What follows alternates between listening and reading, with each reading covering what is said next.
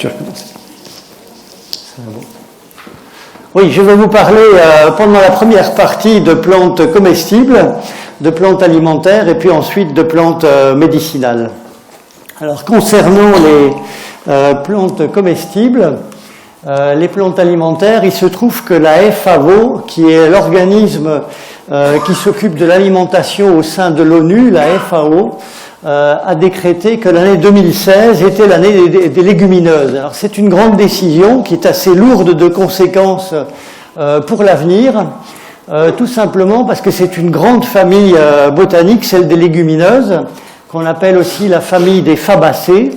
On l'appelait autrefois la famille des papilionacées. C'est une famille qui contient beaucoup de graines particulièrement riches en protéines, en acides aminés. Alors vous avez bien sûr le pois chiche, les lentilles qui sont bien de chez nous, les haricots, les pois, le soja également, ainsi que les fèves qui en font partie. On sait que dans l'Ancien Testament, Ésaü avait renoncé à son droit d'aînesse contre un plat de lentilles, donc on sait qu'elles étaient consommées et appréciées depuis très longtemps. Et ce sont des plantes qui sont riches en dérivés de protéines qu'on appelle des acides aminés. Et ces acides aminés ont un rôle extrêmement important dans le développement des civilisations, comme nous allons le voir tout de suite. Bon, malheureusement, il y a 2 ou 3 diapos qui sont à l'envers. Alors, j'ai extraite celle-ci du site de la FAO, qui montre tout simplement la différence de la quantité d'eau nécessaire pour produire 1 kg de viande ou 1 kg de lentilles. Et on voit qu'on approche pratiquement d'un facteur 500 de différence entre les deux. Autrement dit, lorsque l'on élève des bœufs, par exemple, ou des bovins, pour obtenir 1 kg de protéines pures, il faut des centaines de fois plus d'eau que pour cultiver des légumineuses. Ça devient donc un problème écologique, cette question de consommation d'eau en relation avec les aliments d'actualité, mais aussi les aliments du futur. On sait que de plus en plus on assiste à de véritables guerres de l'eau, ou en tout cas à des conflits qui tournent autour des ressources en eau, et il y a bien des pays qui ne pourront plus se permettre dans l'avenir de développer des élevages de manière aussi importante qu'aujourd'hui. C'est ce qui fait que la plupart des industriels de l'agroalimentaire se posent des questions sur la manière de nourrir l'humanité dans 10 ans, 20 ans, 30 ans. Alors il se trouve que parmi les exemples que nous connaissons, vous avez les petits pois pour lesquels il existe de nombreuses variétés qui ont été développées par différentes familles, dont la famille de Villemorin, qui est bien française, qui sur plusieurs générations a travaillé sur les sélections, les hybridations des petits pois avant de connaître les lois de la génétique avec Gregor Mendel qui a énoncé les lois proprement dites, mais il y en a bien d'autres. Vous avez ici le pois chiche, qui est une nourriture de base en Afrique du Nord, qui permet de préparer le fameux houmous, qui est tout à fait délicieux, et qui est extrêmement riche, là aussi, en protéines, en acides aminés. Ici, vous avez le haricot qui vient d'Amérique du Sud, une plante grimpante, une liane, et qui est très largement acclimatée ici, pour lesquels plusieurs siècles de sélection nous ont amenés à connaître les haricots d'aujourd'hui, qui sont à la fois riches en fibres, donc excellentes pour le transit, et puis en même temps riches en protéines. Mais ce qui est beaucoup plus intéressant, c'est le débat de fond à l'arrière-plan de cette question des légumineuses. Il se trouve que les viandes, donc les protéines d'origine animale, comme les légumineuses, renferment un certain nombre d'acides aminés. Alors, les acides aminés sont les briques qui permettent de construire des protéines. Et il y a un certain nombre d'acides aminés essentiels, qui sont donc essentiels à la vie de l'homme et à la vie des animaux, que l'on trouve dans les légumineuses et dans les viandes animales. Et il se trouve qu'il y en a d'autres qui sont essentiels également, et que l'on va retrouver dans les céréales, ou au sens large, dans d'autres plantes qui ne sont pas forcément des céréales, comme le sarrasin, comme le quinoa, et qui apportent d'autres acides aminés qui sont considérés comme essentiels également. Et on s'est rendu compte dans l'histoire des civilisations qu'aucune civilisation ne peut se développer sans avoir réalisé l'alliance entre une légumineuse et une céréale de façon à avoir les deux types d'acides aminés essentiels. Alors ces acides aminés essentiels composent ce que l'on appelle le facteur limitant, c'est-à-dire que lorsque l'on mange des céréales, il va manquer un acide aminé qui est la lysine, qu'on va retrouver dans les légumineuses, et inversement, les légumineuses manquent d'acide aminé soufré que l'on retrouvera dans la famille des choux ou que l'on retrouvera dans la famille des céréales. Il faut donc les deux, et c'est ce qui fait qu'en Afghanistan, il y a par exemple à Strasbourg un restaurant afghan qui propose des repas à base de riz et de lentilles. Là, vous avez cette alliance typique entre légumineuses et céréales. Ici, en Occident, et depuis l'époque carolingienne, on se nourrissait de fèves, on se nourrissait de lentilles, et parmi les céréales, c'était des dérivés de l'amidonnier ou de l'épeautre. Autrefois, avant d'en arriver aux sélections de blé que l'on connaît à l'heure actuelle. Lorsque l'on va en Extrême-Orient, vous connaissez les deux ingrédients essentiels de l'alimentation chinoise ou japonaise, que sont le soja et le riz. Donc chaque civilisation a développé ça. En Amérique du Sud, chez les Indiens, on retrouvera le maïs, par exemple, en lien avec, ou le quinoa, en lien avec d'autres céréales comme des lentilles corail ou d'autres légumineuses. Donc c'est tout à fait essentiel.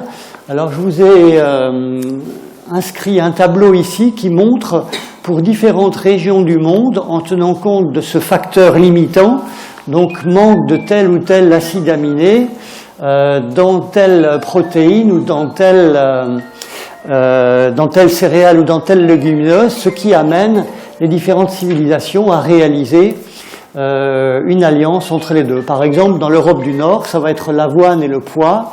En Extrême-Orient, on connaît bien sûr le riz et le soja. En Inde, ça va être le riz et la lentille, mais qu'on retrouve déjà en partie au Moyen-Orient. Alors qu'en Mésopotamie, c'était l'engrain, c'est-à-dire le petit épeautre et le pois chiche. Et chez nous, en Europe, dans l'Europe carolingienne ou chrétienne, c'était l'alliance des fèves et des lentilles avec l'épeautre. Donc ça, c'est vraiment nécessaire à la survie. Alors partant de là, on aperçoit aujourd'hui toutes sortes de régimes qui se développent. On connaît bien sûr encore le régime, disons, omnivore, typique de l'Europe, des États-Unis ou des pays riches, avec beaucoup de viande, parfois jusqu'à 3 à 10 fois plus de viande qu'avant la Deuxième Guerre mondiale. Et on se pose bien entendu des questions par rapport aux pyramides alimentaires telles qu'elles ont été décrites à partir des années 90 aux États-Unis. Une pyramide alimentaire, c'est une pyramide qui est représentée comme celle que vous voyez ici, et l'on mettra à la base de la pyramide les aliments qu'il faut manger en quantité importante, comme les céréales qui nous apportent ce qu'on appelle des sucres lents ou des sucres à index glycémique faible, et qui sont nécessaires pour bien nous nourrir et nous apporter des calories. Et puis au sommet de la pyramide, vous aurez des aliments que l'on mangera en quantité moins importante, les viandes rouges par exemple, en dessous vous aurez les viandes blanches, après vous aurez par exemple les produits lactés, et puis en bonne place vous voyez les légumes et les fruits. C'est vrai que les organismes de sécurité sociale de l'Europe entière proposent actuellement de manger 5 fruits et légumes par jour, de façon à avoir un certain nombre de polyphénols, d'antioxydants dont nous parlerons tout à l'heure. Alors il y a plusieurs aspects qui posent problème aujourd'hui. On sait que le fait de développer des graminées sous forme de monoculture, comme on le réalise à l'heure actuelle, pose beaucoup de problèmes écologiques, de problèmes de culture qui sont liés au fait de faire de la monoculture, ce qui n'était jamais le cas au cours du Moyen-Âge où on pratiquait une polyculture. On voyait qu'une plante renforçait l'autre, l'une apportait les oligo-éléments qui manquaient à l'autre. Donc on se pose bien entendu des questions à ce niveau-là. Faut-il en revenir? On parle aussi d'agroforesterie, on parle de permaculture. Toutes ces méthodes nouvelles sont extrêmement intéressantes, même au niveau du rendement. Certains d'entre vous ont peut-être eu la chance de voir le film Demain qui passe en ce moment et qui donne un certain nombre de pistes tout à fait intéressantes, sans tomber dans le catastrophisme. On connaît très bien les problèmes qui menacent la planète à l'heure actuelle, mais l'important c'est de pouvoir donner des solutions et de pratiquer ces solutions dans un petit cercle, un cercle familial. Deuxième type de problème qui se pose, c'est lorsque l'on cultive, lorsque l'on élève des viandes. Vous savez qu'une étude importante a été faite sous l'égide de l'Organisation mondiale de la santé au niveau des viandes et qui a abouti à la conclusion un peu diabolisante que les viandes rouges sont cancérigènes. Alors il faut moduler un petit peu cette affirmation dans le sens où il y a d'excellentes viandes rouges produites en France en particulier sur un terreau de prairie qui est bonne, avec une bonne biodiversité au niveau des prairies, et la viande est bonne dans ce cas-là. Et inversement, vous avez certaines viandes qui sont cultivées où l'élevage est fait de manière industrielle, avec tout ce que cela peut comporter et qui propose une alimentation qui est plutôt déviée dans les grandes lignes. Et puis ensuite, vous avez des cas particuliers et beaucoup de discussions, y compris dans les cantines scolaires, autour de la viande de porc, dont le génome est assez proche du génome de l'homme. C'est un animal qui peut être atteint facilement par des parasitoses, et c'est ce qui fait que le porc a souvent été éliminé dans différentes religions du livre, aujourd'hui encore, et pose donc question. Et parmi les différents régimes qui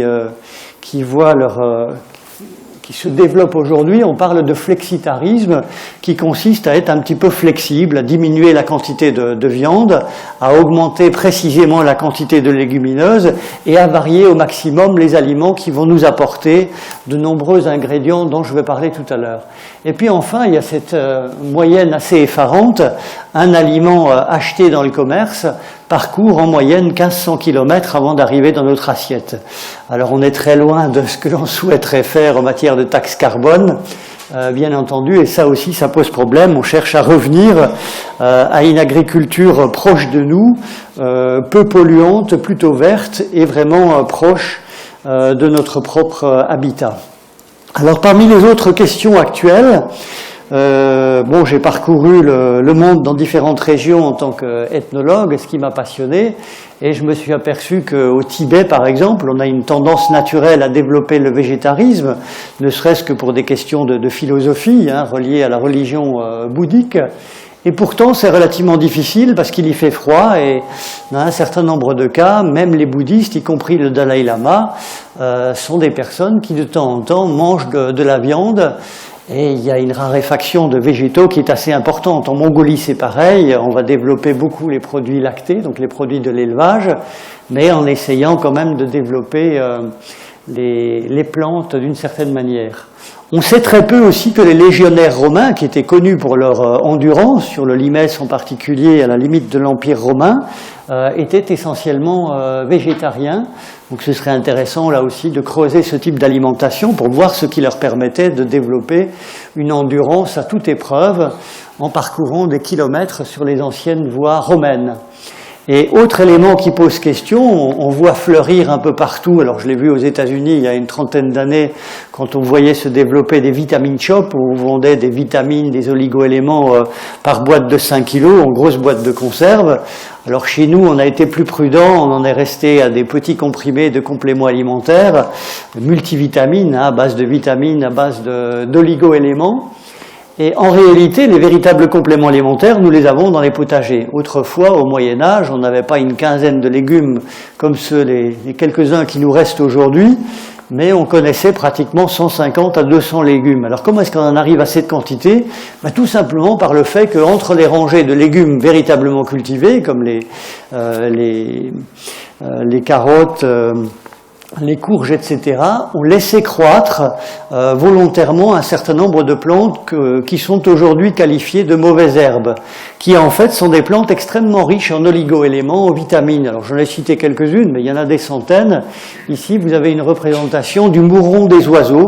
C'est une plante qui fleurit quasiment dès le mois de janvier. Si vous avez un potager, vous la trouverez sûrement en ce moment, quelle que soit la saison. Je ne tiens même pas compte du réchauffement climatique. En général, à partir de janvier-février, elle est présente à côté d'une autre plante qui est la cardamine hirsute, dont les fruits donnent cet aspect hirsute parce qu'ils sont un petit peu en pointe et qui donnent un goût de cresson ou un goût de roquette. Vous avez la Buxa pasteur qui est aussi proche de la roquette. Et puis vous avez les plantes qui sont un peu intermédiaires entre les aliments et les médicaments, comme l'ortie, le pissenlit, qui sont d'excellentes plantes appelées autrefois dépuratives, ce qui signifie tout simplement qu'elles vont activer la fonction de tel ou tel organe, du rein, du foie, de la vésicule biliaire, du pancréas.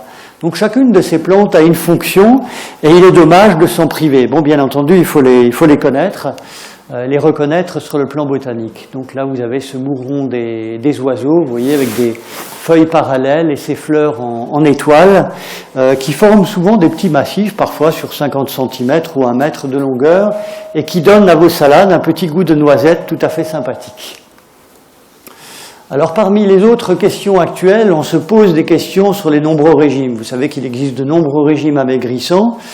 On en revient tout doucement et avec raison, parce que la plupart des régimes amaigrissants, bon je ne vais pas les citer, mais vous les connaissez de nom, hein, qui ont eu leur heure de gloire il y a une vingtaine d'années, sont tous à problème dans le sens où ils provoquent des carences dans tel ou tel domaine. Donc il vaut beaucoup mieux en revenir à une alimentation qui diminue tout simplement la ration calorique globale tout en gardant une grande diversité dans l'assiette. L'idéal, c'est toujours de varier au maximum son assiette, mais en diminuant la ration calorique si nécessaire. Et puis vous avez les régimes paléolithiques, les régimes méditerranéens, les régimes crétois. Alors un petit focus sur le fameux homme d'Ötzi qui a été retrouvé congelé dans les Alpes autrichiennes, et on a retrouvé, en analysant les aliments qu'il consommait, des traces de légumes, de fruits frais, de fruits secs, d'anciennes variétés de céréales comme l'engrain qui est le petit épeautre et l'amidonnier, quelques viandes également, et puis des légumes. Donc on voit qu'il connaissait déjà un régime relativement équilibré avec des céréales dont le génome n'a pas été modifié encore à cette époque. L'engrain ou l'épeautre peut renfermer jusqu'à 30 fois plus de minéraux que le blé que nous connaissons à l'heure actuelle. Et inversement, le blé que nous connaissons à l'heure actuelle peut contenir jusqu'à 20 fois plus de gluten qu'au début du XXe siècle, ce qui pose d'autres problèmes également. Alors les recherches actuelles ont été largement développées par différentes firmes. Pour la France, c'était l'entreprise de Villemorin qui a joué un grand rôle au moment de la Révolution française pour écarter le risque de famine par différentes sélections, de blé en particulier. Ce sont eux qui, après 8 ans de travaux, ont réussi à sélectionner à partir de la carotte sauvage. Je ne sais pas si vous avez déjà déterré une carotte sauvage dont le diamètre de la racine fait à peine 1 centimètre. Il n'y a pas grand-chose à manger, c'est extrêmement fibreux. Ça a été tout un travail remarquable que de développer la carotte que nous connaissons aujourd'hui avec cette couleur orangée et ses provitamines A. Mais évidemment, et d'ailleurs la famille de Villemorin s'en est rendu compte elle-même au cours de ces 2 siècles d'hybridation, de croisement, puis par la suite de travail génétique, ils se sont rendus compte qu'ils affaiblissaient les plantes au niveau de leur capacité de défense vis-à-vis des parasites, des maladies, etc.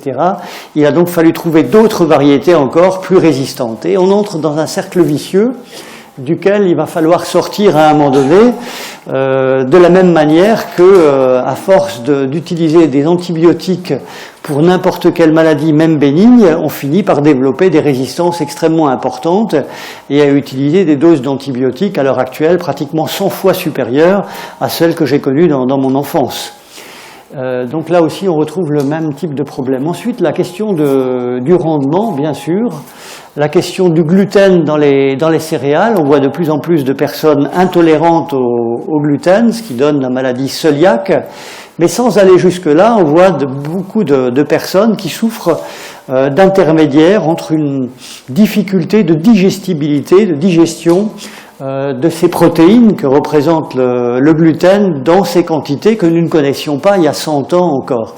Alors évidemment, ça permet de fabriquer des baguettes extrêmement agréables, avec un très bon goût, mais ça pose de plus en plus de problèmes de digestibilité, d'autant plus qu'il y a beaucoup de personnes qui souffrent de perméabilité intestinale ou de flore intestinale.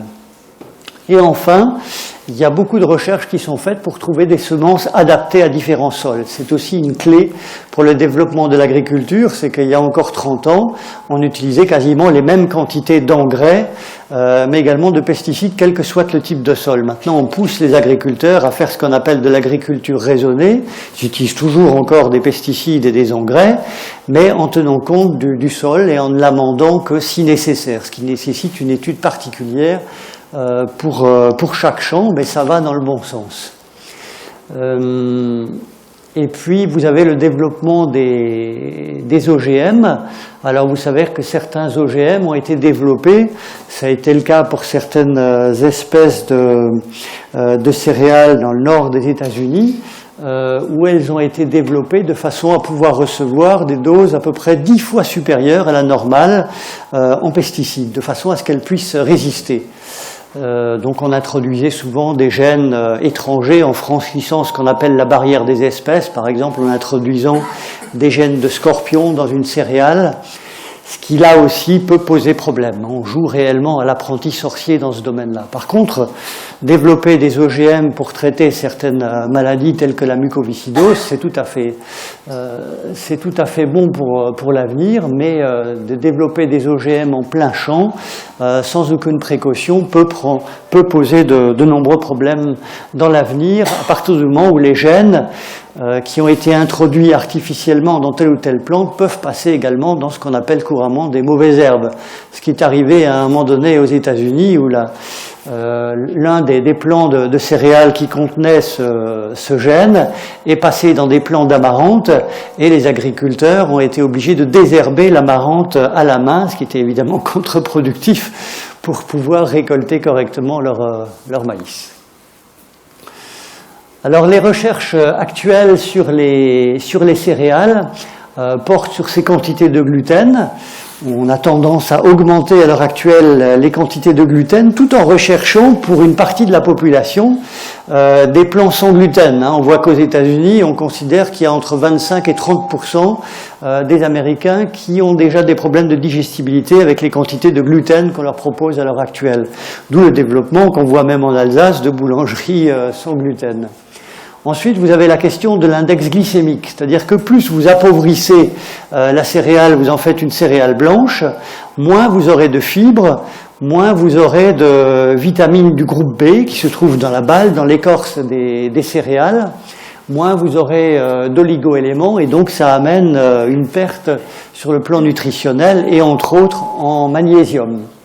Le retour en force de céréales non hybridées ou moins hybridées, comme les épeautres, et on voit même se développer à l'heure actuelle, en Chine et au Japon, des intolérances au riz blanc, parce qu'ils ne connaissaient pas le riz blanc il y a encore un siècle.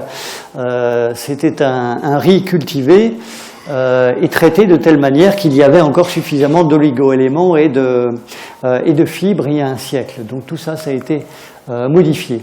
Alors quelques mots sur les règles générales qu'on peut tirer de ce que l'on sait à l'heure actuelle en matière de fruits, de légumes, c'est que nous avons tous intérêt à renforcer la quantité de fruits et de légumes et à les varier au maximum. Plus on varie les couleurs, plus on variera les polyphénols. Alors qu'est-ce qu'on trouve dans ces fruits et légumes? On trouve bien sûr des vitamines, des oligo-éléments, des minéraux, des fibres également, et enfin des polyphénols. Alors les polyphénols, qu'on appelle aussi flavonoïdes, flavanols, etc., vous avez de nombreuses classes d'antioxydants qui sont extrêmement intéressants, très bénéfiques pour la santé, que ce soit pour le cœur, que ce soit en tant que protecteur contre des risques de cancérogénèse. Ces polyphénols méritent de retrouver une grande place dans les assiettes. Donc à partir du moment où vous proposez une assiette colorée, vous avez forcément de ces polyphénols. Les fibres aussi sont intéressantes pour le transit. Plus on appauvrit une céréale en utilisant que la partie blanche, si vous voulez, de la céréale, moins vous aurez de fibres et plus on se dirige vers les risques de constipation, de diverticulite, donc inflammation au niveau des diverticules, etc. Inversement, les polyphénols sont excellents comme protecteurs contre la cancérogénèse, dans certains cas contre l'ostéoporose, contre les maladies cardiovasculaires, c'est bien connu. Alors où est-ce qu'on les trouve? Dans la plupart des fruits et des légumes, on en trouve même dans le chocolat, dans le raisin, même dans le vin rouge, c'est bien connu, c'est le fameux French paradoxe, le fait de voir des personnes qui consomment 1 ou 2 verres de Bordeaux par exemple, et qui se découvriront avec l'âge néanmoins une bonne protection cardiovasculaire. Alors ça n'est pas le cas dans les vins blancs, c'est dommage pour l'Alsace, il y a d'autres facteurs protecteurs, mais moins quand même que le fameux resveratrol que l'on retrouve dans les vins riches en tanins comme les vins de Bordeaux. Donc voilà différents exemples de substances que l'on peut trouver dans des plantes assez variées. Vous savez que les fruits de coloration bleu-noir, comme les mûres, comme les myrtilles, comme les cassis, sont très riches en anthocyanes, qui sont également de très bons protecteurs, et en particulier pour la circulation sanguine. Qu'est-ce qui pose problème avec l'âge? C'est quand on passe 60-70 ans, nous avons forcément des petits caillots qui vont boucher nos capillaires ou parfois des veines un petit peu plus importantes. C'est malheureusement inéluctable. Et le fait de consommer régulièrement des fruits rouges ou tout simplement des légumes riches en polyphénol colorés de ce type-là va favoriser un retour d'une meilleure circulation au niveau des petits capillaires qui ont juste la largeur permettant de laisser passer des globules rouges en file indienne.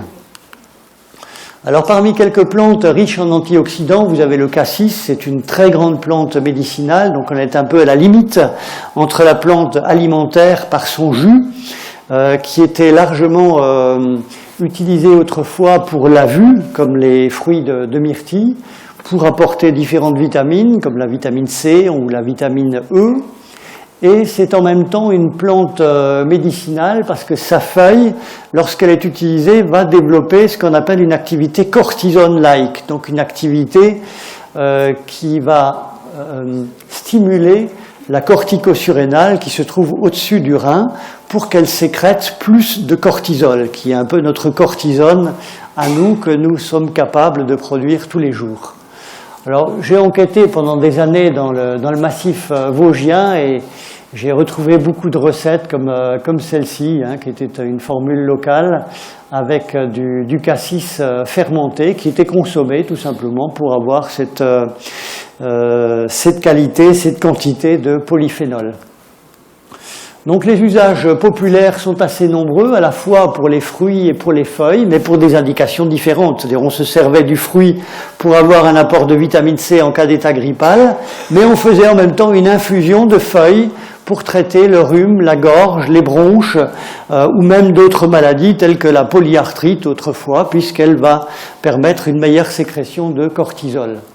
Les fruits et le jus vont servir plus pour la circulation. Bon, je ne vais pas entrer dans le détail, il y aurait beaucoup de choses à dire, mais c'est surtout cet effet cortisone-like que vous pouvez retenir et qui est très utilisé à l'heure actuelle en rhumatologie, où dans bien des cas, on va se servir de cassis sous forme d'infusion, sous forme de gélules, sous forme d'extrait fluide, donc des formes encore bien plus importantes.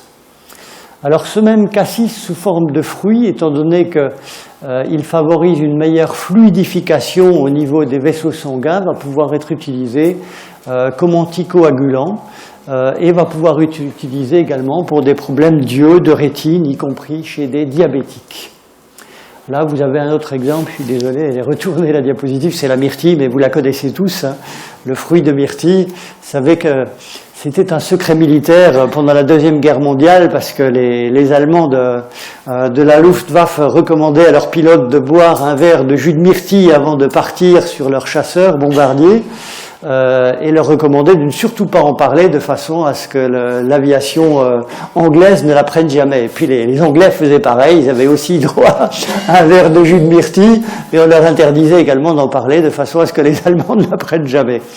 Donc c'était des éléments qui étaient connus. Vous avez la sauge aussi, grande plante médicinale, très riche aussi en flavonoïdes. Le ginkgo, là on est déjà dans les plantes médicinales, qui est une plante qui favorise la circulation cérébrale, mais de manière générale la circulation au niveau de l'ensemble des capillaires de l'organisme de la tête aux pieds. Vous avez une création française, c'est Pierre Fabre qui avait développé la culture de vigne rouge sur la base d'expériences populaires en Aquitaine. En Allemagne, on ne trouve pas de préparation à base de vigne rouge, à moins qu'il l'ait copié depuis sur la France. Et cette coloration rouge, qui est due à une variété tinctoriale de la vigne, permet de développer justement une action sur la circulation veineuse et la circulation des capillaires. Et même la couleur verte, qui est à l'honneur dans l'ortie, dans les épinards, qui est développée par la chlorophylle, qui permet la photosynthèse, cette chlorophylle représente également un antioxydant tout à fait fabuleux. Et je me souviens encore de mes aïeux à qui on apportait régulièrement des bouquets d'ortie tous les 2 ou 3 jours pour agrémenter les potages du soir. Et effectivement, il y a beaucoup de nutriments, de micronutriments que l'on retrouve dans l'ortie. Il est toujours bon, même en 2016, de rajouter régulièrement de l'ortie dans les potages ou même de faire des potages à base d'ortie seule. Une grande richesse en minéraux, pas seulement en fer. Autre exemple où on est toujours à la frontière entre les plantes médicinales et les plantes alimentaires, c'est l'argousier. C'est une plante qui nous vient des collines himalayennes, qui est largement utilisée au Tibet et qui était cultivée, enfin pas cultivée, qui était récoltée autrefois le long du Rhin avant la création du canal d'Alsace. On en trouvait partout le long du Rhin. C'est une plante qui est une plante pionnière qui réapparaît tout de suite après avoir été ravagée par les crues de différents fleuves ou de torrents d'altitude comme le long de la Durance et qui est extrêmement riche en vitamine C. Et un jour, j'avais eu l'occasion à l'université d'interroger une étudiante en ethnologie sur les propriétés de l'argousier, puis elle m'a raconté les signatures qu'elle y voyait. C'est une plante qui avait une certaine dose de feu, d'eau, de bois également, et à partir de là, elle en faisait dériver les propriétés médicinales, comme on le fait toujours en médecine chinoise ou en médecine tibétaine. Et c'est donc une véritable panacée dans ces pays dont on sert à la fois de l'huile de graine qui est riche en oméga 3, qui est un bon protecteur cardiovasculaire pour différentes affections du cœur, et en même temps un tonique riche en vitamine C. C'est la plante en Europe la plus riche en vitamine C. Donc voilà encore ces baies, vous en trouverez peut-être de temps en temps en Alsace. On commence à la planter le long des autoroutes, sur les lignes entre les 2 voies des autoroutes, vous la verrez sûrement au cours de l'été. Donc je passe sur les indications très nombreuses du jus d'argousier. On peut en consommer en cas de besoin, de fatigue, d'état post-grippal ou de grippe tout simplement, à raison de 2 à 4 cuillerées à café de jus par jour, auquel on peut rajouter un peu de poudre de cannelle. Alors je reviens à nouveau à quelques questions sur les plantes médicinales. Il y a bien d'autres familles botaniques qui sont intéressantes. Vous avez la famille des Solanacées, famille extrêmement ambiguë. Il y a beaucoup de plantes toxiques. D'ailleurs, dans la plupart des plantes alimentaires, vous avez également une partie qui est toxique. Pour la pomme de terre, par exemple, le tubercule est comestible, mais le fruit est toxique. Pour les tomates, c'est pareil. Vous avez d'autres parties qui sont toxiques, mais en tout cas, elles nous ont été amenées par les Indiens d'Amérique et elles ont été largement développées à travers les piments, les tomates, les paprikas et les aubergines. Là encore, les familles Parmentier de Vilmorin ont participé à cette grande histoire. On y retrouve de nombreuses plantes à ratatouille également. Autre famille botanique importante, c'est celle des crucifères, la famille des choux. Elle a été popularisée très largement à propos du brocoli, qui est considéré comme un aliment protecteur contre le cancer. Le docteur David Servan-Schreiber en a beaucoup parlé en son temps, après avoir fait de nombreuses études bibliographiques pour savoir comment il se faisait que certaines personnes atteintes de cancer, même assez graves, arrivaient à s'en sortir. Alors plutôt que de s'intéresser à ceux qui succombaient, il s'est intéressé à ceux qui survivaient et à ce qu'ils faisaient au niveau de leur assiette et au niveau de leur mode de vie. Alors parmi ces choux, qui sont donc d'excellents protecteurs, quasiment tous contre certaines formes de cancer, vous avez les choux, mais vous avez aussi ce qui est tout à fait alsacien, le réfort et la moutarde, la roquette et le cresson, la bourse à pasteur, les navets. Toutes ces plantes font partie de cette famille des crucifères, très riches en soufre, qui nous apportent du soufre naturel sous différentes formes organiques. On y retrouve également d'autres molécules, en particulier dans le brocoli, qui sont connues là pour avoir un effet plus direct sur certains cancers, comme celui de la prostate ou celui du côlon. En Europe centrale et en Russie, on avait l'habitude de jouer sur la complémentarité entre les légumineuses et les céréales, mais avec les choux. Ceux qui ont voyagé, moi j'ai beaucoup voyagé en Union soviétique autrefois, et on servait systématiquement des choux sous toutes les formes avec des pommes de terre et puis des céréales sous forme de pain plus ou moins ancestrales, avec beaucoup de plantes de la famille des Aliacées comme les os, les oignons, les échalotes, qui amènent également des principes soufrés qui sont quadruplement antiseptiques. Ce sont des antiviraux, des antimycotiques, des antibactériens et des antiparasitaires en même temps. Donc on aurait tort de s'en priver. Et enfin, les aromates et les condiments extrêmement nombreux, où là, on est toujours encore à la frontière entre les épices et les aromates. Tout à l'heure, quand je vous parlais des véritables compléments alimentaires, donc il y en a qui sont des plantes que l'on utilisera uniquement dans la cuisine, comme le mouron des oiseaux ou la roquette, et d'autres comme le pissenlit, où vous êtes un peu à l'interface entre les deux. On sait que le pissenlit, préparé d'une certaine façon, peut multiplier, tenez-vous bien, la sécrétion biliaire par 4. Donc on est déjà au stade du médicament, même si c'est tout à fait délicieux de faire des salades de pissenlit jeunes au moment du printemps. La nutrithérapie est une science qui se développe beaucoup aujourd'hui, qui là aussi est à la jonction entre les plantes comestibles et les plantes médicinales. Il s'agit tout simplement de se servir d'éléments que l'on trouvera en petite quantité, en faible quantité dans certains aliments. On parle de nutrithérapie lorsqu'on utilise du magnésium ou lorsqu'on utilise des oligo-éléments comme l'argent, comme le cuivre, comme le fer. Et ces minéraux sont essentiels et on sait maintenant, aussi bien dans le domaine de l'agriculture, de l'agronomie, que dans le domaine de la médecine, que lorsqu'en médecine on souhaite avoir un mélange polyvitaminique et riche en minéraux et en oligo-éléments, on a intérêt à avoir des minéraux, des vitamines et si possible des protéines. Et c'est la manière ancienne de se servir effectivement des multivitamines parce que une vitamine a toujours besoin d'un minéral pour agir.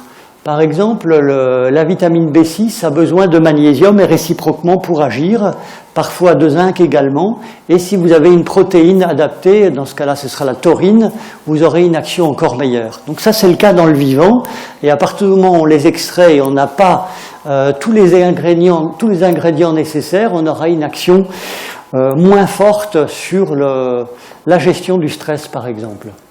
Alors, comme je parlais du stress, vous avez ici le découvreur du terme même, enfin l'inventeur du terme même de stress, qui est le docteur Cellier, un médecin canadien, et qui a beaucoup travaillé sur le cycle du magnésium et qui s'est aperçu, lui aussi, il y a déjà de nombreuses années, qu'on a besoin de magnésium, mais aussi de vitamine B6, ce qui a été mis en évidence par une étude qui touchait plus d'une dizaine de milliers de personnes, qui était la grande étude Suvimax. Là, vous avez un exemple de pyramides alimentaires qui sont corrigées régulièrement parce qu'elles étaient un petit peu excessives en matière de viande rouge il y a une trentaine d'années. Et puis maintenant, on corrige progressivement et on s'aperçoit qu'au fur et à mesure que l'on corrige ces pyramides alimentaires, on s'approche de plus en plus du régime crétois, du régime méditerranéen ou tout simplement de régimes ancestraux en y mettant une bonne dose de bon sens. Là encore, vous avez différents exemples de plats et d'ingrédients que l'on peut introduire dans ce type de régime crétois, comme les poissons, les huiles, etc. Donc voici le régime des vieux crétois, qui n'est évidemment plus tout à fait adapté à notre temps. Ils mangeaient beaucoup d'escargots, de pourpier également, qui est difficile à trouver, qui est riche en oméga 3, de fromage, mais enfin c'est une base intéressante. Et quand j'ai comparé avec le régime des vieux Vosgiens, on retrouvait bien sûr beaucoup de pain, de soupe aux choux, de céréales de bonne qualité, de lait caillé qui apportait à la fois des lactobacilles très intéressants pour la flore intestinale et qui sont qualifiés aujourd'hui de basifiants, c'est-à-dire qu'ils sont acides au niveau du goût, mais ils vont éviter que le corps ne développe une quantité trop importante d'acide dans son corps, ce qu'on appelle l'acidose tissulaire, avec des tisanes de santé. Alors je passe sur la nourriture de base et les différents équilibres. Ici, je vous ai mis une petite liste de plantes qui étaient encore largement utilisées avant la guerre de 14 dans le massif vosgien, où on consommait, mais en tant que, non pas en tant qu'aromates, mais en tant que légumes, bon, bien sûr de l'oseille, de la laitue, du poireau, mais aussi de la roche, du pourpier, de l'estragon, de la cive, de la sarriette, différents cressons, de la pimprenelle, etc. Alors je passe maintenant à la deuxième partie de mon sujet, qui est l'actualité des plantes médicinales, pour vous dire qu'il y a eu un tel brassage de plantes depuis la découverte des Amériques, de nombreuses plantes ou arbres qui poussent chez nous donnent l'impression d'avoir toujours été acclimatés dans nos pays. Mais si vous regardez le noyer qui est représenté ici sous la forme de noix vertes, dont on fait les fameux apéritifs ou les fameux digestifs à base de noix vertes en Alsace, on a affaire à une plante qui nous vient de Perse, qui a été acclimatée très tôt, à l'époque d'Alexandre le Grand en particulier, en Grèce, puis à Rome, mais pour arriver jusqu'en Gaule et donc en France de nos jours. De la même manière, l'aloès est tellement popularisé à l'heure actuelle, alors que c'est une plante qui vient d'Afrique du Sud ou d'Amérique du Sud, et on l'utilise très largement. On parle de plus en plus également du lapacho, qui est une des 5 ou 6 grandes plantes anticancéreuses qui nous vient d'Amérique du Sud, grande plante immunostimulante qui renforce les défenses de l'organisme, sur laquelle je reviendrai tout à l'heure. Alors ce noyer est intéressant parce que c'est vraiment l'histoire d'une acclimatation pleinement réussite. Vous connaissez de nom le jardin d'acclimatation à Paris. Ça signifie tout simplement qu'on a cherché à acclimater des plantes exotiques de façon à pouvoir les cultiver facilement chez nous. Là, vous avez une image du lapacho qui pousse en Amérique du Sud, arbre magnifique lorsqu'il est en fleurs et dont on se sert de la décoction de l'écorce ou d'extrait d'écorce comme immunostimulant. Alors ce lapacho peut être utilisé de manière ancestrale ou alors tout simplement sous forme de gélules ou d'extraits fluides pour des maladies extrêmement diverses, sous contrôle médical bien entendu. Là vous avez une image qui est malheureusement à l'envers, qui est l'arpagophytum. C'est la plante médicinale la plus vendue au monde à l'heure actuelle, qui nous vient du désert d'Afrique du Sud, à cheval entre la Namibie et l'Afrique du Sud. Et on se sert de la racine secondaire de l'arpagophytum sous le nom populaire de griffe du diable. Alors pourquoi griffe du diable? Vous voyez en haut à droite cette espèce de griffe, c'est le fruit. Et vous imaginez lorsqu'une brebis ou un mouton se prend dans ses fruits, il n'arrive plus à se dépêtrer, il en meurt, d'où le nom de griffe du diable. Donc c'est la racine que l'on va utiliser, qui au départ était utilisée essentiellement pour des problèmes hépatiques en Afrique, donc pour diminuer le cholestérol, contre la goutte, pour favoriser différentes propriétés au niveau du foie, et secondairement comme antirhumatismal. Maintenant on s'en sert essentiellement comme antirhumatismal, mais sa vente par dizaines de milliers de tonnes pose évidemment des problèmes parce qu'on est en train d'épuiser les derniers sites où on en trouve encore en Afrique du Sud et on est en train parallèlement d'essayer de la cultiver. Mais alors il faut développer la culture de telle façon que l'on puisse avoir suffisamment de principes actifs. En tout cas, c'est un excellent antirhumatismal, excellent anti-inflammatoire pour les problèmes d'arthrite, d'arthrose, de polyarthrite, à condition d'utiliser une dose suffisante. Alors très souvent, les utilisations sous forme de gélules, à raison de 3 à 6 gélules, sont notoirement insuffisantes. On est très souvent amené à passer à des formules sous forme d'extraits fluides qui reviennent à utiliser des quantités correspondant à 15-20 gélules par jour pour avoir une efficacité comparable, ça a été montré, à des molécules telles que le diclofénac, qui sont de grands anti-inflammatoires couramment utilisés en rhumatologie.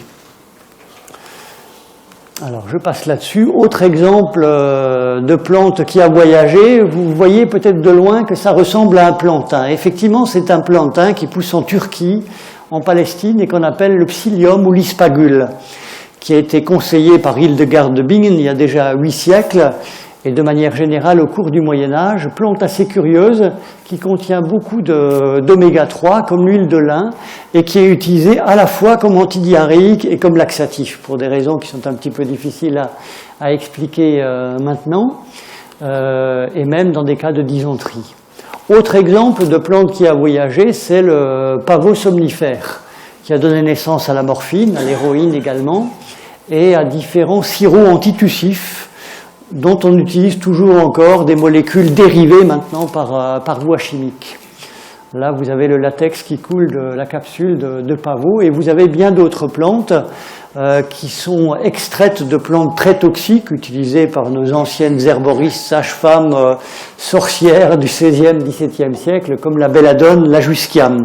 On savait les utiliser, on savait à quelle dose les utiliser autrefois.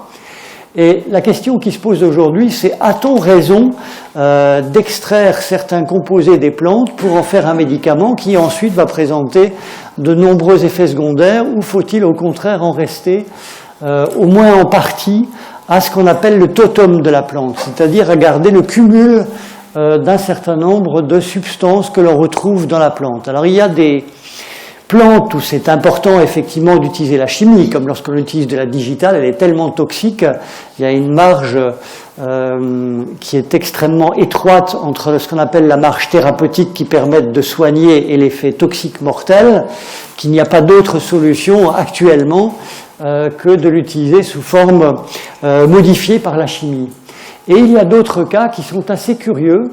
C'est quand on utilise de la valériane, vous connaissez cette plante qui est somnifère, qui est calmante en cas de stress, vous citiez madame tout à l'heure la passiflore, qui est dans le même cas également, on n'a jamais réussi à reproduire, en extrayant une seule de ces substances, un effet comparable à ces plantes, parce que vous avez 6, 10, 15 principes actifs qui fonctionnent ensemble en synergie, et on a tout à fait intérêt à les conserver de façon à avoir une action plus globale sur le stress ou sur n'importe quel type d'action.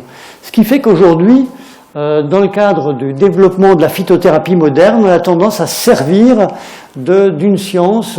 Alors je passe rapidement sur l'utilisation des moisissures ou des champignons. On a constaté il y a un siècle qu'il y avait une opposition fondamentale, presque ontologique, entre les bactéries et les champignons, ce qui a donné naissance à l'utilisation des antibiotiques, puisqu'on se sert de champignons pour combattre des bactéries. Donc ça a été mis à profit. On a simplement oublié, il y a 100 ans, qu'il y a beaucoup plus de plantes à fleurs qui présentent elles aussi des propriétés antibactériennes, et qui aurait pu nous éviter de développer les résistances aux antibiotiques que l'on connaît à l'heure actuelle. Ce qui fait que les grands laboratoires mondiaux font des recherches actuellement sur des huiles essentielles et des plantes à fleurs pour prendre le relais dans des temps qui ne sont pas très éloignés, 10 à 20 ans, avec d'autres moyens. En matière de cancérologie aussi, on s'est beaucoup servi de plantes. Ici, vous avez la pervenche de Madagascar, qui a été exploitée par des laboratoires bâlois, entre autres, mais aussi par Pierre Fabre, pour développer différentes molécules contre les cancers du sein. Mais on utilise des concentrations énormes, évidemment, par rapport à des infusions de plantes en certains principes actifs. Alors, je vous ai mis une représentation du professeur Pell, que j'ai bien connu, qui était un peu mon maître dans beaucoup de domaines, qui était un grand philosophe aussi, et qui estimait lui aussi que dans bien des cas, on a intérêt à garder le totem de la plante quand on le peut, de façon à bénéficier de la synergie d'un certain nombre de principes actifs. Beaucoup de médicaments tirés du Vidal sont encore tirés des plantes de manière plus ou moins dérivée. Là, je vous ai mis une illustration de l'aubépine, une plante buissonnante qui va bientôt fleurir dans 2 mois, pour donner ensuite des fruits rouges qui sont excellents pour le cœur. C'est un des traitements de choix dans les pays germaniques contre les suites d'angines de poitrine. On va compléter un traitement médicamenteux classique avec des extraits d'aubépine. Et là encore, il est totalement impossible d'extraire finalement une molécule pour obtenir l'action que l'on a avec le global, si vous voulez, avec ce qu'on appelle le totem de la plante. Donc c'est un véritable défi à la science, et je trouve assez amusant de voir que le monde végétal continue à défier la pharmacologie aujourd'hui avec un certain nombre de plantes. Alors j'en arrive à un grand personnage qui était un médecin des armées de Néron, Galien, qui était à la fois apothicaire et médecin, qui préparait ses médicaments et qui a développé une science qui a maintenant 2000 ans, qui est la pharmacie galénique. Ça consiste tout simplement à mettre en forme, à partir de plantes, de minéraux ou d'autres extraits, un médicament sous forme de capsules, de gélules, d'extraits mous, d'extraits fluides, de patchs, etc. C'est ce qu'on appelle la pharmacie galénique. Comment partir d'une plante ou d'un extrait pour en faire un médicament et quelle est la meilleure forme à utiliser pour développer un médicament pour telle ou telle affection. Donc grand médecin, et il y a certaines formules qui sont toujours actuelles. Vous connaissez en Alsace la fameuse formule dite de Maria Treben, l'élixir du suédois. C'est une formule qui a été modifiée par un médecin des armées suédoises pendant la guerre de 30 ans et qui en fait a été créée à l'époque romaine sous le nom de Tinctura Aloe Composite. Donc ça date de cette époque, il y en avait un savoir extrêmement vaste, y compris au niveau des extraits fluides. Alors quels sont les nouveaux médicaments à base de plantes? Alors on en crée tous les jours. Ici vous avez une représentation de salicaire, une plante que vous voyez en Alsace couramment au printemps ou en été, qui donne une couleur un petit peu rosâtre dans les fossés humides, qui est la salicaire, grande plante antidiarrhéique. On en fait plusieurs médicaments à l'heure actuelle, en utilisant le totum de la plante. Alors j'en arrive à la notion de phytomédicaments, c'est-à-dire aujourd'hui on a développé des plantes sous forme de compléments alimentaires ou sous forme de médicaments. Les deux sont possibles, les réglementations sont un petit peu différentes. On verra les uns en magasin bio essentiellement ou en herboristerie, on verra les autres, les phytomédicaments, en pharmacie. Alors on utilise là encore des technologies de pointe. Ici, vous avez une vue qui montre des extracteurs qui permettent d'obtenir des extraits fluides. C'est un peu la Rolls-Royce, si vous voulez, de la phytothérapie en matière de forme pharmaceutique. Et on a beaucoup progressé de ce côté-là au niveau des formes. On va passer là-dessus. Un des derniers exemples que je vous citerai, c'est le fragon qui a fait la fortune des laboratoires Fabre en France.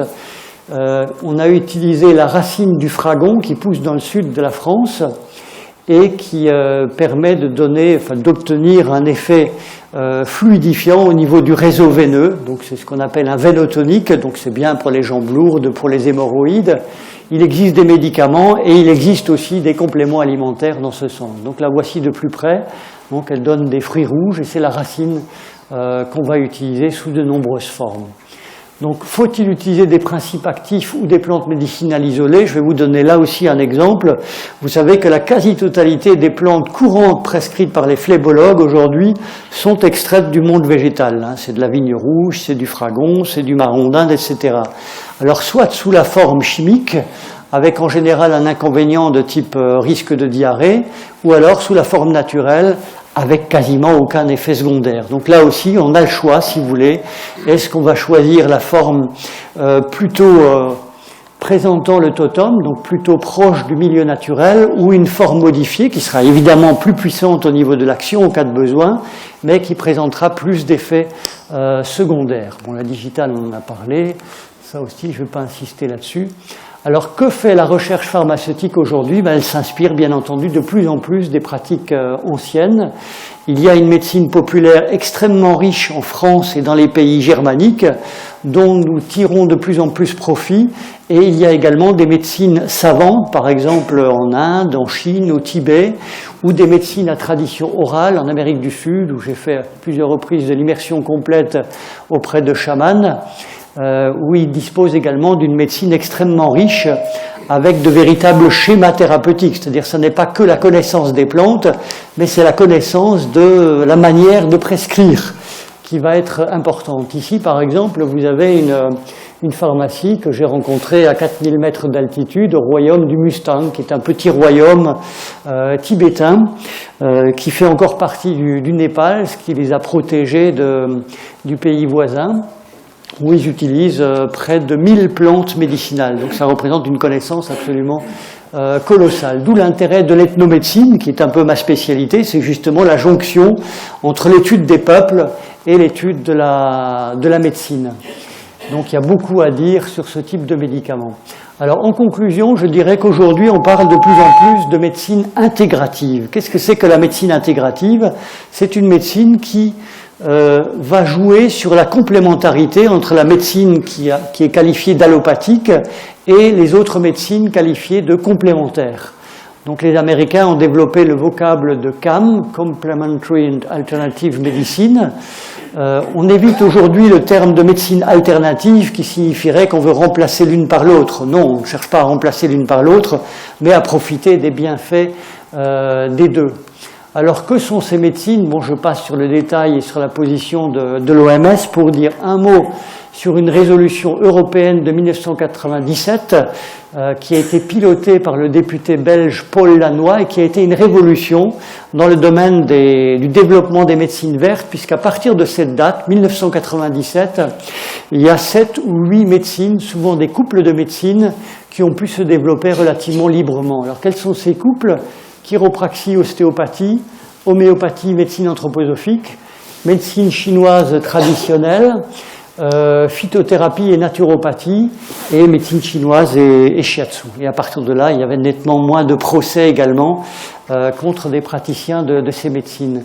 De nombreuses études ont été faites sous la direction de l'OMS pour montrer que dans bien des cas, bon, je passe là-dessus, après différentes directives de l'OMS, dont les dernières datent de 2013, on a constaté que ces différentes médecines donnent des résultats extrêmement intéressants pour des affections chroniques et en particulier des douleurs musculo-squelettiques. Lorsqu'on fait alliance, là encore, entre la rhumatologie classique, l'ostéopathie, la phytothérapie à base de plantes, et il y a beaucoup d'éléments qui visent à développer cette complémentarité, y compris dans les hospices civils de Strasbourg, puisque la faculté de médecine de Strasbourg, sous la direction de son doyen actuel, fait beaucoup d'efforts dans ce sens pour intégrer progressivement, contrôler aussi d'une certaine manière le développement de médecine non conventionnelle dans ces différents services. Bon, je passe là-dessus parce qu'il y a beaucoup d'études qui ont été faites.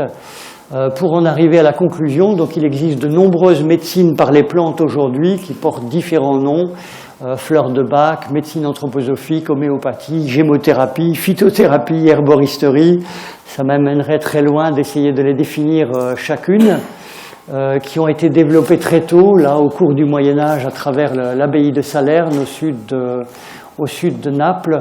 Là vous avez la pharmacie des Hospices de Bonn, où on se servait largement aussi du totem des plantes. Je vais simplement, pour finir, répondre à une question par avance, puisqu'on me la pose presque systématiquement en conférence. Pourquoi est-ce qu'elle ne ressuscite pas l'herboristerie aujourd'hui? Alors tout simplement parce que ça n'est plus forcément nécessaire. Les herboristes n'ont jamais eu le droit de réaliser de mélange, et aujourd'hui n'importe quel magasin bio peut développer bien plus de possibilités en matière de médecine naturelle, parce qu'ils peuvent vendre les mêmes 150 plantes ou à peu près que les herboristes autrefois, mais ils peuvent rajouter à ça une centaine d'huiles essentielles et près de, tenez-vous bien, 50 000 compléments alimentaires à l'heure actuelle en France, sans oublier les produits cosmétiques naturels, etc. Donc il n'y a plus de nécessité dans ce domaine-là, sauf au niveau de la formation. Ça, c'est un autre problème. Donc il y a toute une réglementation dans ce sens qui vise à développer les choses. Dernière catégorie dont je parlerai, ce sont les adaptogènes, dont on parle beaucoup aujourd'hui. Il y a beaucoup de recherches dans ce domaine-là. Ce sont des plantes qui permettent de mieux s'adapter en cas de stress, en cas de difficulté quelconque dans la vie, telles que la maca, le ginseng, l'éleutérocoque, la rhodiola également, et qui sont intéressantes. Alors pour en savoir plus, sachez que j'ai créé 2 sites internet. Il y en a un premier qui porte un nom plutôt populaire, Plantagogo, mais qui est facile à retenir et qui donne des informations sur des conférences diverses que je réalise, sur mes cours d'ethnomédecine qui sont ouverts au public depuis quelques années, que je donne à l'ancienne université Marc Bloch, et des conférences d'ethnomédecine également, et d'autre part un site qui est lié à mon école, qui est à Obernai-Rossheim, et c'est le site plantasanté.fr. Donc vous y trouvez tout, aussi bien des sorties botaniques, des informations sur l'ethnomédecine, sur des cours, J'ai écrit plusieurs livres également. Bon, je n'en ai pas apporté aujourd'hui, mais s'il y en a qui sont intéressés, il y en a un qui s'appelle « Le Dico-Santé des plantes des Vosges » et qui résume une dizaine d'années d'études d'ethnomédecine lorsque j'ai enquêté pendant 10 ans sur les savoirs populaires dans les Vosges. Et un autre ouvrage qui s'appelle « En bonne santé avec les plantes des Vosges » qui est différent et qui traite des plantes qui sont les plus utilisées dans la phytothérapie française. Donc dans ce second ouvrage, vous aurez aussi des plantes exotiques telles que le guarana, le maté, le ginseng, etc. Ma femme en a écrit un sur les fleurs de Bach. Voilà différentes formations que nous organisons dans ce domaine des médecines naturelles ou même de la cuisine naturelle. Alors je m'arrête là et je vous remercie de votre attention pour laisser la place aux questions.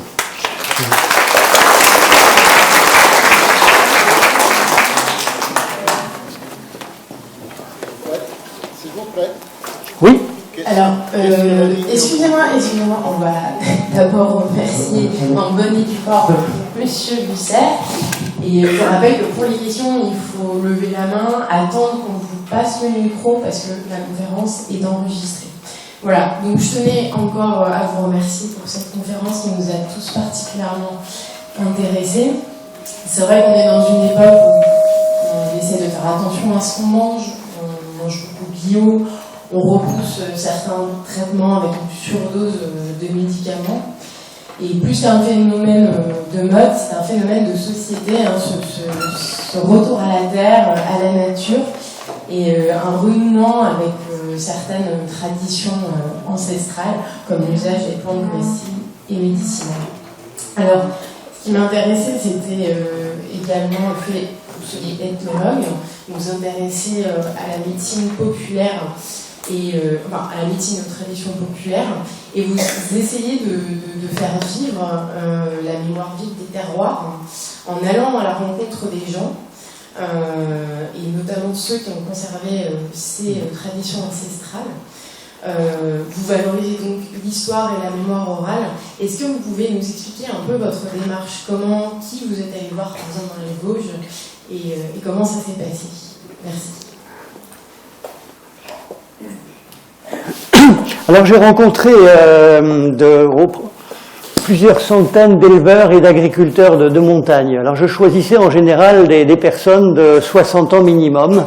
Et puis je les interrogeais. Là, ce qui est amusant, c'est quand j'étais reçu, ça se passait très souvent à la cuisine, puisque la cuisine était à la fois le lieu des préparations, des bons plats, mais en même temps des préparations de remèdes.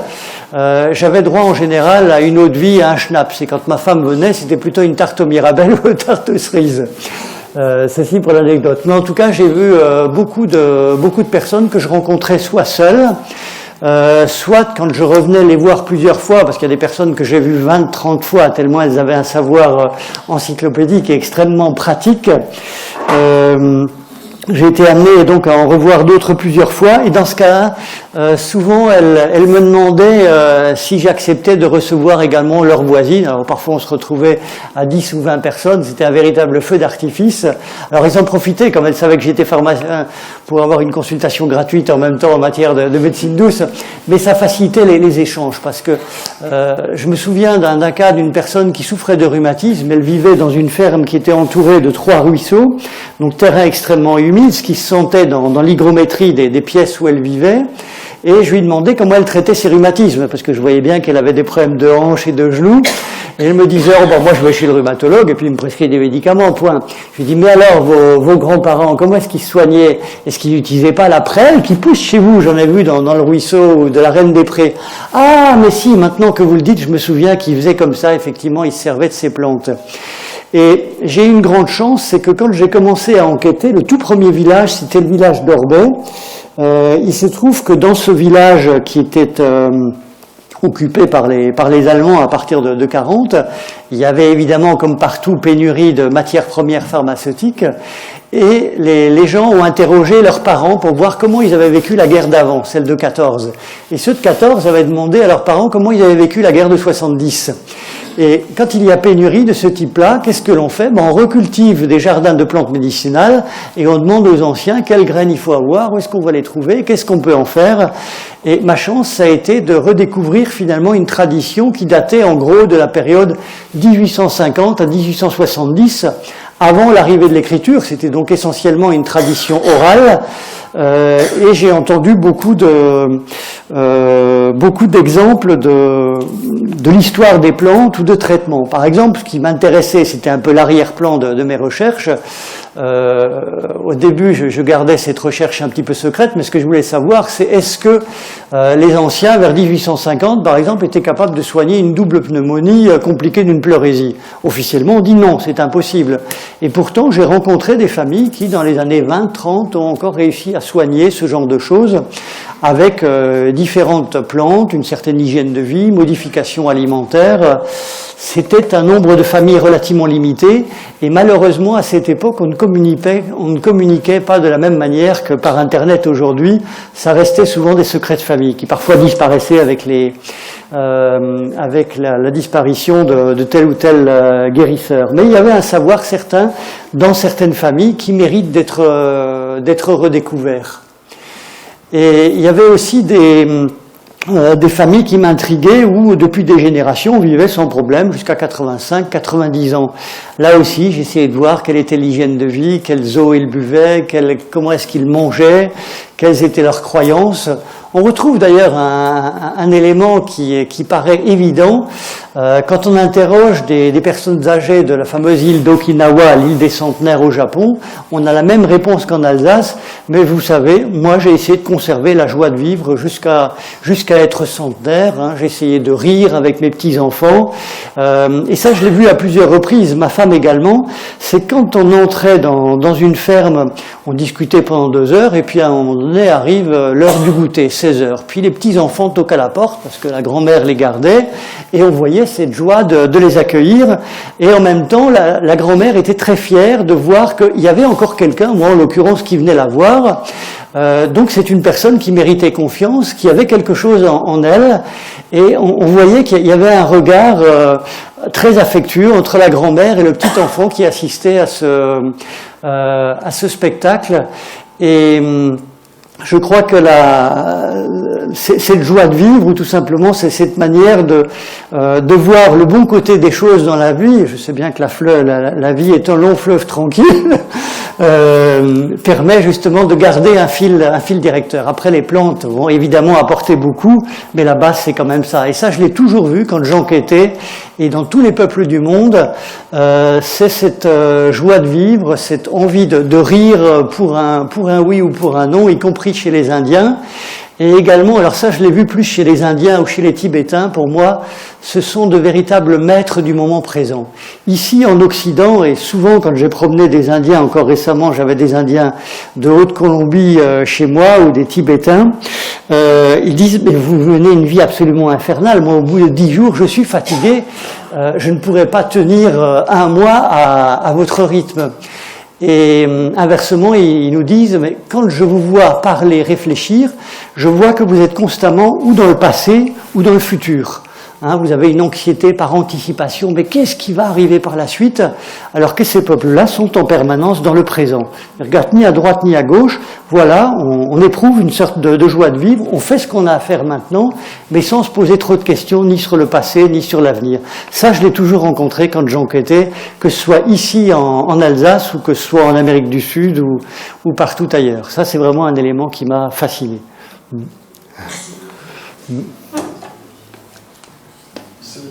Qu'est-ce que c'est que la vigne rouge? Alors la vigne rouge, c'est une variété tinctoriale d'une vigne tout à fait ordinaire. Simplement, elle va développer des feuilles de couleur rouge, assez rapidement, donc vers le mois d'août par là, parfois avant. Et elle est très riche en anthocyanes, qui est un principe actif qui vise à développer une meilleure circulation veineuse et au niveau des capillaires. Mais c'est une vigne cultivée? C'est une vigne qui est cultivée, qui était connue autrefois déjà. C'est une variété tinctoriale, de la même manière que vous avez du gamay ou tel cépage. C'est une variété qui, naturellement, va développer des fleurs rouges, des feuilles rouges, et qui donc est cultivée pour ses propriétés médicinales. Donc C'est une Vitis vinifera, variété Tinctoria. Tout à fait. Alors, on a une question ici. Oui, bonjour. Bonjour. Vous n'avez pas parlé de l'arnica, est-ce que vous pouvez nous en dire quelques mots? Pardon, de l'arnica. L'arnica. Oui.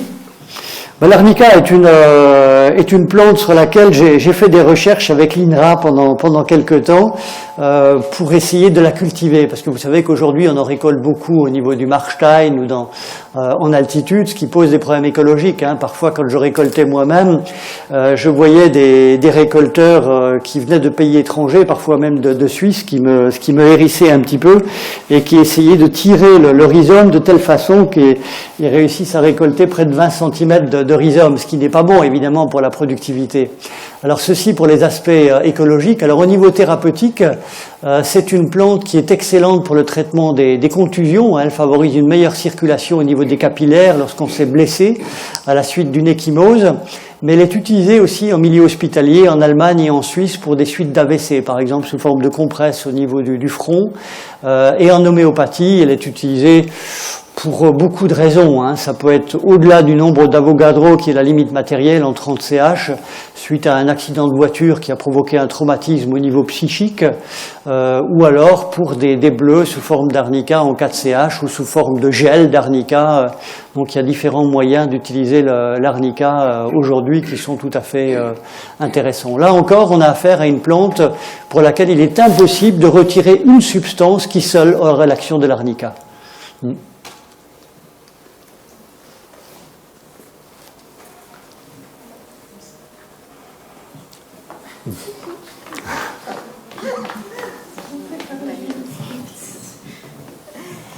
Je voudrais revenir à la première partie de votre exposé, parce que je me suis posé la question, à l'époque actuelle, on emploie beaucoup la congélation. Est-ce que ça modifie quelque chose dans les légumes ou dans les fruits, ou bien non, on retrouve tout ce qui serait sans congélation? Alors au niveau de la chimie, on retrouve tout. Il n'y a pas de doute à ce niveau-là.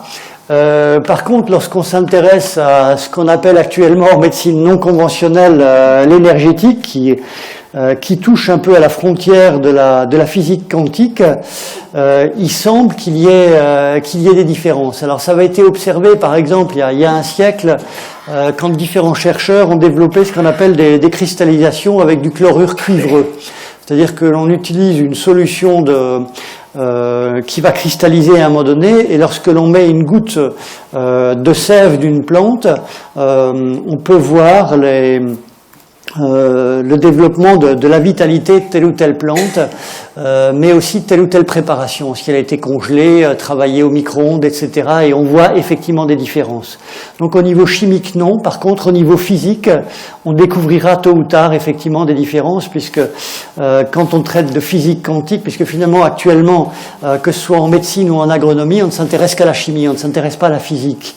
Et maintenant qu'on s'intéresse de plus en plus à la physique, on s'aperçoit qu'il y a des changements. Par exemple, au niveau des protéines, dans certains cas, vous pouvez avoir un changement de conformation en 3 dimensions de la protéine, suivant les processus utilisés.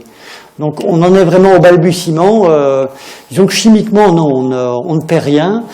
Tout ce que l'on peut dire, c'est que si l'on conserve des matières grasses congelées, du poisson par exemple, au bout de quelques temps, les matières grasses finiront par rancir quand même. Le processus de rancissement est beaucoup plus long, c'est ce qui fait que la congélation est un processus de conservation intéressant, mais le rancissement se produit quand même au bout de quelques temps, mais c'est plus long. Voilà, je vous en prie. Et dans la foulée, l'ionisation.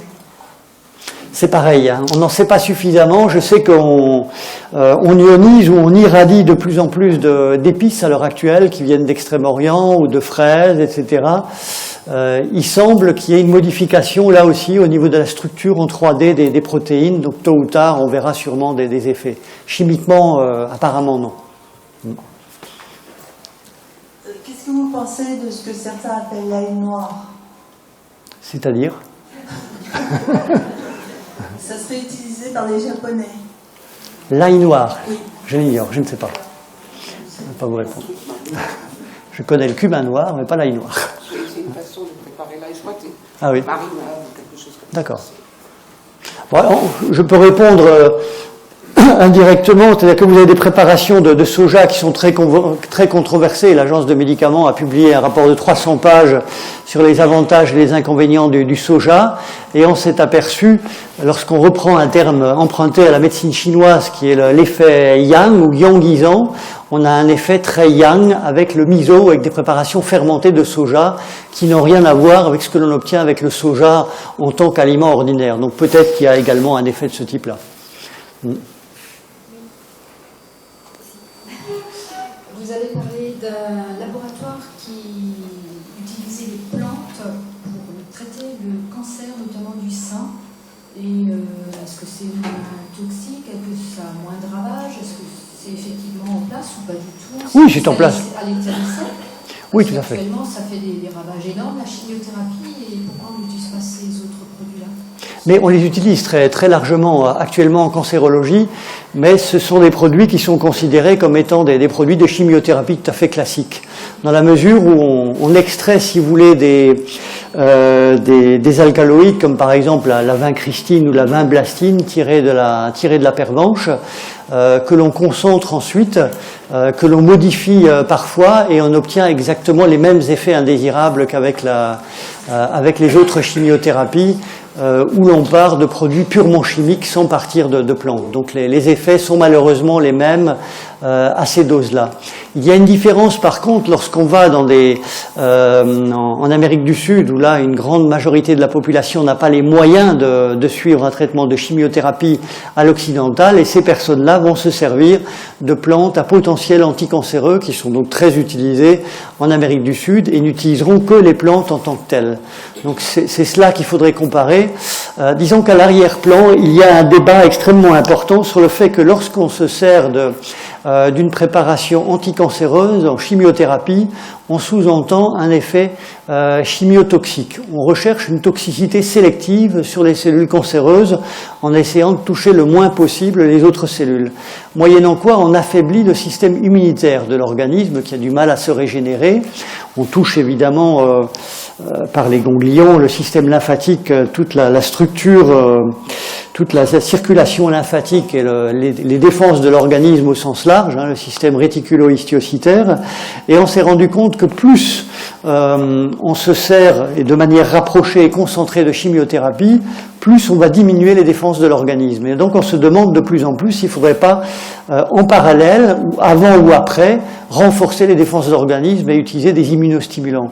Mais ça a toujours été la technique des peuples premiers, c'est d'utiliser les deux en même temps, d'utiliser des plantes toxiques, de gui par exemple, et d'autres qui vont renforcer les défenses de l'organisme. Ça c'est le débat important à l'heure actuelle.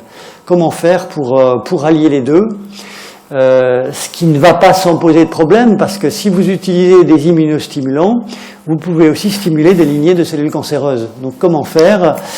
Et ça pose toute la question aussi de l'utilisation de compléments alimentaires. Il y a beaucoup de compléments alimentaires riches en antioxydants, mais comment les utiliser, comment les manier, de quelle manière, quand, combien de temps, ça pose beaucoup de questions, mais qui sont passionnantes.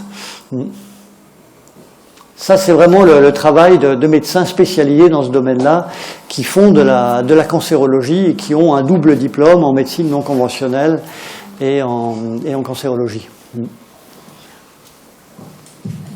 Vous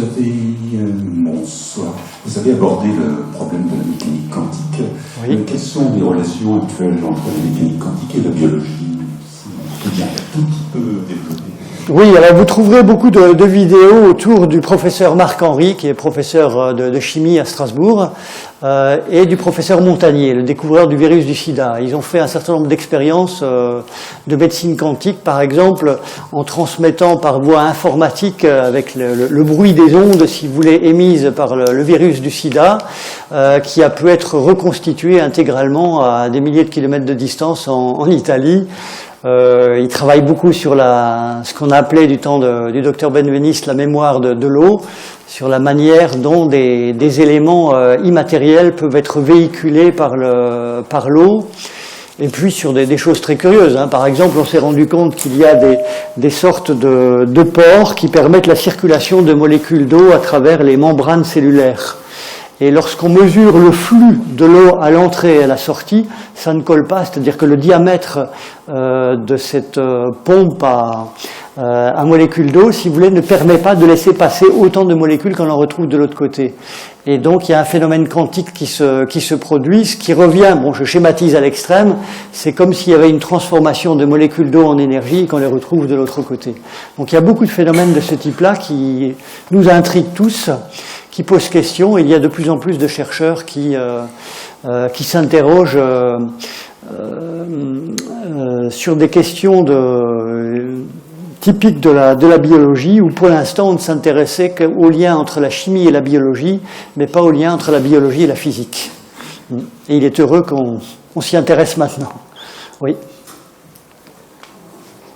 Je ne sais pas si je m'éloigne, là je suis là, Oui. Si je m'éloigne beaucoup, mais que pensez-vous des probiotiques dont on parle énormément Alors, il y a une controverse tout récemment aux États-Unis, dans des grands journaux américains, on voyait des articles du type est-ce que ce ne sont pas les probiotiques qui ont fait grossir la population américaine? Tout simplement parce qu'on a constaté, alors c'est une étude épidémiologique un petit peu biaisée, on s'est rendu compte que depuis qu'on développe les probiotiques sous forme de yogourt ou sous d'autres formes, la population américaine a pris du poids et on voit de plus en plus d'obèses. En fait, on s'aperçoit que les probiotiques sont excellents pour la santé. Nous les connaissions depuis très longtemps, puisque quand on prend de la choucroute ou des yogourts, on mange des probiotiques. Ils sont excellents pour la flore intestinale, la flore du gros intestin. Simplement, c'est tout à fait contre-productif de les manger avec du sucre.